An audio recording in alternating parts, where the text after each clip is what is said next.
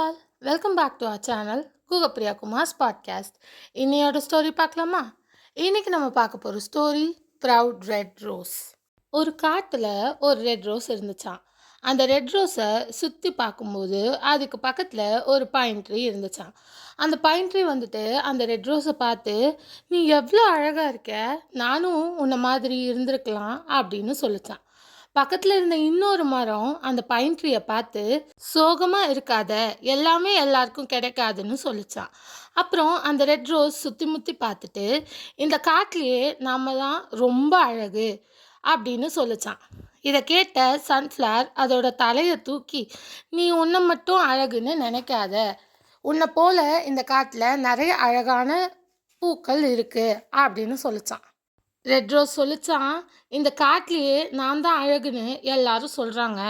யாராச்சும் போய் கேக்டஸ் கிட்ட போயிட்டு, கேக்டஸ் நீ தான் அழகு அப்படின்னு சொல்லியிருக்காங்களா?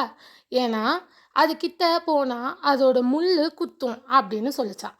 அதுக்கு அந்த பைன் ட்ரீ ரெட் ரோஸை பார்த்து சொல்லிச்சான், என்ன பேச்சு இது, உன்கிட்ட கூட தான் முள் இருக்குது, பியூட்டி என்னன்னு யாரால சொல்ல முடியும் அப்படின்னு கேட்டுச்சான். உடனே ரெட் ரோஸ் பைன் ட்ரீயை பார்த்து, ஏன் முள்ளும் கேக்டஸ் முள்ளும் உனக்கு ஒன்றா அப்படின்னு கேட்டுச்சான்.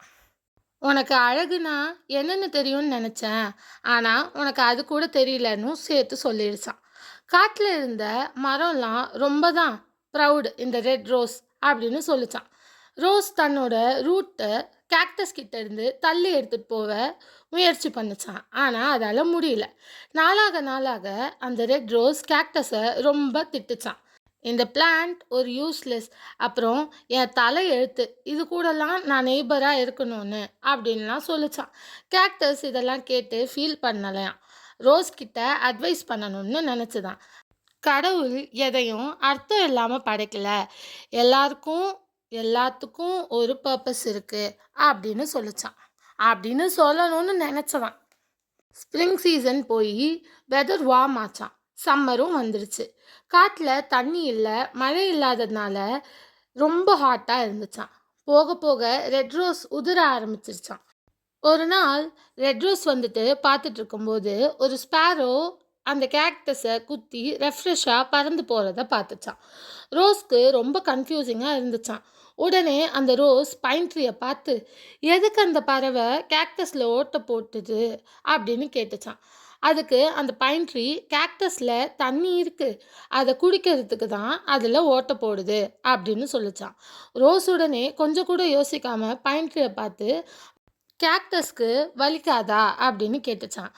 அதுக்கு அந்த பைன் ட்ரீ சொல்லிச்சான், ஆமாம் அதுக்கு வலிக்கும் தான், ஆனால் யாரும் தாகத்தோடு சுற்றுறத அதால் பார்க்க முடியாது, உனக்கு வேணும்னா நீ கூட தண்ணி வாங்கிக்கோ அப்படின்னு சொல்லிச்சான். ரெட் ரோஸ் கேக்டஸ் கிட்ட தண்ணி கேட்கலாம்னு தான் இருந்துச்சான். ஆனால் அதுக்கு ரொம்ப அசிங்கமாக இருந்துச்சான். ஆனால் அதுவும் போயிட்டு கேக்டஸ் கிட்ட, எனக்கு கொஞ்சம் தண்ணி தரியா அப்படின்னு கேட்டுச்சான். கேக்டஸ் கொஞ்சம் கூட யோசிக்காமல் ஒரு ஸ்பேரோவோட பீக்கில் அதோட தண்ணியை ஃபில் பண்ணி அந்த ரோஸ்க்கு ஊற்ற சொல்லிச்சான். அந்த ஸ்பேரோவும் எடுத்துகிட்டு வந்து ஊற்றுச்சான். அப்போ தான் அந்த ரோஸ்க்கு ஒரு பாடம் கற்றுக்குச்சான். யாரையும் அவங்க அப்பியரன்ஸை பார்த்து எடை போடக்கூடாதுன்னு கற்றுக்குச்சான். இதுதான் சொல்லுவாங்க, never judge anyone by their appearance. யாரையும் அவங்க அப்பியரன்ஸ் பார்த்து எடை போடக்கூடாது. தேங்க்ஸ் ஃபார் வாட்சிங். லைக், ஷேர், சப்ஸ்கிரைப்லாம் பண்ணிக்கோங்க. இன்னொரு ஸ்டோரியில் கண்டிப்பாக உங்களை மீட் பண்ணுறேன். Bye guys.